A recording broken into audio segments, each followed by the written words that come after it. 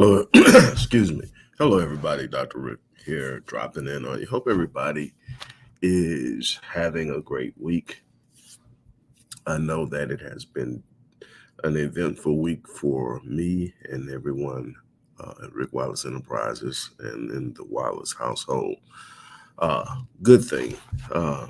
Challenging, but definitely pushing towards something great. So that's that. Look, I'm not going to take a lot of your time. I want to, obviously, for those of you who may not stay until the end of the uh, message, I want you to check out the description box. There's a course I created over 5 years ago. I sold it, sold the licensing for 5 years. I just got it back towards the end of last year, and I'm offering it at a highly reduced rate to people that I'm connected to, people who follow me, people who are inspired by what I do. I want to help you. It's called Crushing Limiting Beliefs.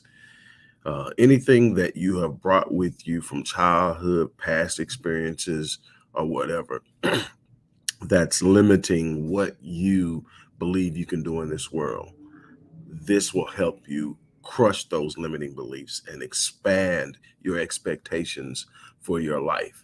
I'm telling you, taking that ceiling off and aiming for something greater is an unbelievable feeling. It's an unbelievable experience. It is something that every person in this world needs to do. You need to shake free of those limiting beliefs.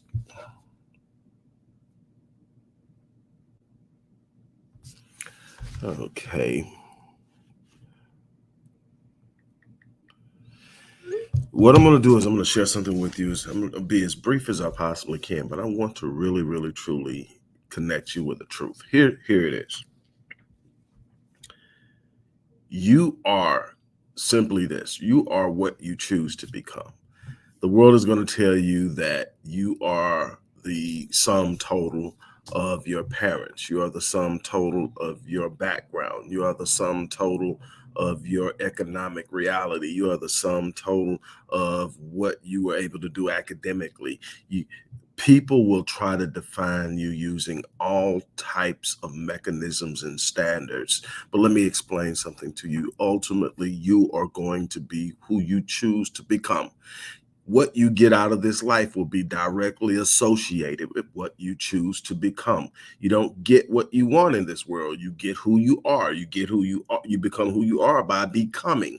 It is a process of becoming. It is a process of understanding who you are now and what you want in this world, and then determining and observing those who have done it to determine what you need to do in order to have it. And then you start working on becoming it. Nobody can stop you. People will hate you. People will malign you. People will have negative opinions of you. There will be a lot of different things that are going to be in your path, but nothing has the power to stop you but you. You wake up every morning. You have a mindset of going out and getting something done. You wake up in the morning and your goals should be, I'm not going to sleep tonight the same person that woke up. And I do this consistently. I wake up in the morning and my goal is not to go to sleep the same man. And how do I control that? I grow intentionally. I know what I need to become. I know what my clients need from me. I know what my wife wants and needs from me. I know what my family needs from me because I study and I look and I observe and then I examine myself and I say, well, where are you at? How can you improve what you need to do? And so I wake up every morning and say, I'm going to improve here. And then it's okay. How can I improve? Well, I study something, I read something. In other words, I'm constantly taking in information. For every moment that I share with you, there are literally thousands of moments of me consuming information, learning and talking to people, taking courses, developing and growing. Why? Because I cannot be the same man I was last year. I cannot be that person. Next year, I cannot be who I am today. Why? Because that fails me. You have to have a drive to improve yourself. If that's called intentional growth. When you have a drive to improve yourself, you're not just letting life throw you and bounce you off stuff and learning the hard way. You make up in your mind with a consistent yearning to be something specific and something special in this world that you were designed to be. You understand your gift, you understand your talent, and you make up in your mind that I'm going out in this world and I'm going to do something exceptional. I'm going to do something extraordinary. I'm going to do something phenomenal. I refuse to be the same person day in and day out. I refuse to leave this world the same person that dropped in. I refuse to take all of this potential, all of this talent to the grave with me. So I'm going to wake up every morning and I'm going to intentionally go out and find a way to grow. I'm going to be influential in my space. As my grandfather would say, I'm going to fill my space. That means I'm going out there and I'm going to make a difference for the people who are in my periphery, my direct periphery, people who are close to me in proximity, people who can hear me speak. And that includes you right now. I am going to do my best. And so people say, well, what if I don't want to, what if I'm just cool with where I'm at? Why do I have to improve? Why do I need to change? What if I like, let me tell you something. Improving yourself or intentional growth is necessary because doing so reduces the amount of suffering you have to experience in life. People suffer because they refuse to grow. People go through unnecessary hardships because they refuse to grow. People go through broken relationship after broken relationship because they refuse to grow. People have failed business attempt after failed business attempt because they refuse to grow. I can go on and on and on of ways people suffer because they refuse to grow. You have a responsibility to yourself and anybody in your life to grow because you reduce the amount of suffering for yourself and those around you who depend on you. Yes, you need to be intentionally focused on being better. And it can't be, well, I just want to do that. You've got to look at it and say, okay, what does it take for me to be where I need to be? What is it that I want that I don't have, that I haven't been able to grasp? What do people who have it look like? What do they talk like? What do they think like? How do they think? How do they talk? How do they move? What does they look like? I can tell you right now, one of the things that I see that blares at me is that the average American only reads one book a year.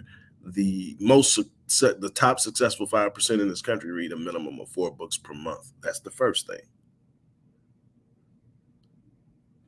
So you're talking roughly around between 48 and 50 plus books a year versus one.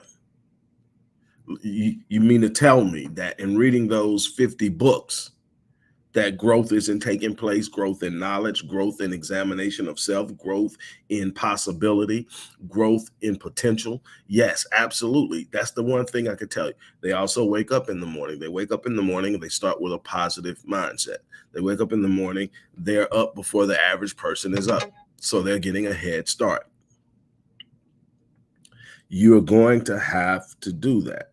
You're going to have to constantly move. Something else you need to understand is that you're constantly reaffirming your emotional state because the body and the mind are connected. So you have a thought in your head. The body literally interprets it. You ever been thinking something and you start to get a feeling in your body? If you start thinking about something negative, you get this butterfly stir feeling. It's the body releasing adrenaline and cortisol. You're going into a fight or flight state. It's an emotional state. You also had a feeling where you thought of something positive and all of a sudden you get this good feeling that's dopamine being released into the body. It's a response to an emotional state. And what happens is that reaffirms the state. And what happens is that's how people start out with a bad day and can't get out of it because you keep reaffirming it by the way you feel in your physiological makeup. Your body is very powerful. One of the things I do in helping people heal with trauma is help them understand that their body is carrying the trauma. Physiologically, the body carries the trauma. The body experienced the trauma as much as the mind, and the body holds it. The body can be considered, according to Dr. Joe Dispenza, the body can be considered the third mind, the unconscious mind. You have the conscious mind, the subconscious mind, and the unconscious mind. The body is the unconscious mind. It simply feels and interprets. It does not have the ability to distinguish between what's being remembered, what's real, what's being imagined. It takes it. So you have to be very careful what you feed the body in the way of your thoughts, in the way of your speech. What's that? That's affirmations. People talk about affirmations, but people misunderstand the power of affirmations and what affirmations really are. uh, uh, affirmations really are. Most people think, okay, I say a few affirmations every day. You know, I am this, I am that, and I do this, and I will do this, and blah blah blah. And this, no, every word you're speaking about yourself is an affirmation. Every thought you're having about yourself is an affirmation. Your entire self-talk is a stream of affirmations. Whatever you're saying about yourself, you're affirming yourself. Now, here's the thing: most people think of affirmations as something positive. Affirmations mean you're affirming who you are and how you think about yourself. So if you see yourself in a negative light, your talk is going to reflect it. If you're thinking from a biblical perspective, I believe it was in the book of Matthew that Christ said, out of the abundance of the heart, the mouth speaks. Well, we know that the heart that was being spoken of wasn't the physiological heart. It was the deepest recesses of the soul, what we now call the subconscious. Out of the depths of the subconscious, the mouth speaks. So if you have a bunch of subconscious cognitions that view you in a certain way that have been established over time, you're going to have a constant speech that's reflective of that. You're going to find yourself saying things about yourself that you may not even be aware of. And those things have power. Words are not powerless. They are extremely powerful. You are literally affirming yourself. What are you saying about yourself? What are you thinking about yourself? Why is it that you what is it? Second Corinthians chapter 10, beginning at verse 3. You've heard me use this one a lot because it's so powerful and it's so tied into the psychology of success. It says that though we walk in the flesh, we do not war according to the flesh, but the weapons of our warfare are not carnal, but they're mighty in God for the pulling down of strongholds, bringing every thought into, it says, casting down arguments and every high thing that exalts itself against the knowledge of God, bringing every thought into captivity, into the obedience of Christ. What is it saying? It's saying that if you're not careful, you'll lose the war of the mind, and your thoughts will run away with you, and your thoughts will be the dictator of the things that you're dealing with. And that is where it happens. It says bring thoughts into captivity. Hey, Tara, yes. I'll definitely email you today. Hello, Reza. Look, it is immensely important that you understand that how you your self-talk. Look at yourself like this. Let me explain something to you. Look at your brain, the physiological part of your body, the little physiological part of your brain. Your brain is the most powerful supercomputer on the planet. It has the capacity to process more than 4 billion bits of information. It is beyond anything that they can create. Your brain can process it. The problem is we never put it to the test. We never challenge it. We live within the confines and constricts of what we've been told we can and cannot do. The people who do exceptional and extraordinary things in this world are the people who decide to go beyond what has been established as being possible. It is there that you discover things that are, again, remarkable and phenomenal. But imagine the brain being this unbelievable supercomputer. By now, everybody understands how a computer works. You may not know the intricacies of it, but you know you put something in it and it does something for you that you want it to do. Well, imagine that your brain is a supercomputer where your self-talk is the software and the system that you upload. See, a computer, no matter how powerful, is literally rendered useless without a good system. So you got Apple, you got Linux. I mean, you got what is it? Mac, Linux, Windows. Those are the things that you normally see running on computers. And depending on how good the system is, they're constantly upgrading these systems. Why? Because they want the computers to perform better, to process faster, to have fewer interruptions and sicknesses known as viruses and all of that, and malware and spyware and all the other stuff. But the bottom line is your software or the system that you're going to run this brain on is going to be your self-talk. Your brain is only going to process what your self-talk tells it, or what your thoughts tell it, or what you're looking for. Look at a part of your brain as being like Google. You can go in and type in 5 reasons that businesses fail. Guess what Google is going to give you? 5 reasons that businesses fail or more. Why? Because that's what you asked for. Guess what Google is probably not going to give you in that search? 5 to 10 reasons why businesses succeed. But if you go in and you type 5 reasons why businesses succeed, the top 5 reasons businesses succeed, it'll find it for you. So guess what? It's determined on what you're looking for. Well, your self-talk is that system. You've got to be very careful of what you're doing. You're literally living and affirming yourself by what you say to yourself about yourself and how you think about yourself. And those affirmations can be positive or negative. There's no, we got this idea that the only time we're affirming something is when we say something. No, when you sit up and say, I'm stupid, that was stupid, you're literally affirming something.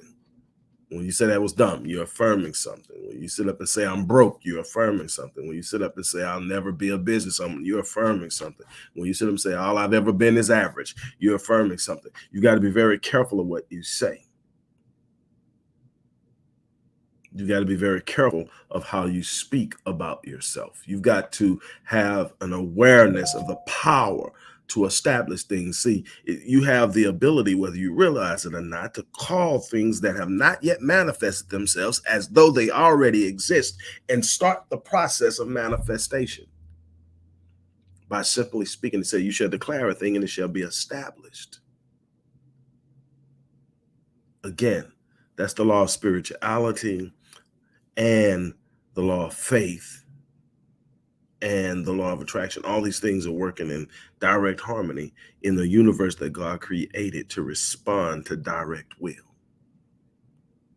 The problem is we are living our lives based on the opinions of other people. We're living our lives based on past experiences. People sit up and say, well, I want to make a change, but I'm afraid of the uncertainty. I can't predict the future. You actually can. Again, Dr. Dispenser says the best way to predict the future is to create it. Not from the things that are known, but from the things that are unknown. See, most people are consulting their past to get an idea of what their future should be like. You are consulting past failures, past experiences, past ideas, past beliefs, and you're not consulting the power of faith and the power of force and the power of your ability to walk out of something and into something. There's absolutely no such thing as hopelessness. There's not one circumstance that you don't have the power to change, but you can't keep consulting the past to create a future. You need something unknown to move into something new. And unknown isn't going to feel comfortable because why? It's not familiar. When people sit up and tell me, hey, I did try it, doc, I tried it, but it just didn't feel right. What they're telling me is it didn't feel familiar. So they've gotten familiar with being mediocre. They've gotten familiar with being average. They've got familiar with just getting by. They've gotten familiar with just showing up. They've gotten familiar. But see, when you start talking about put something on the table, when you start to put some skin in the game, when you talk about taking some risks and going out beyond the safe point of life and taking on challenges, that is not familiar and it scares them. But that's where greatness takes place. I'm challenging you.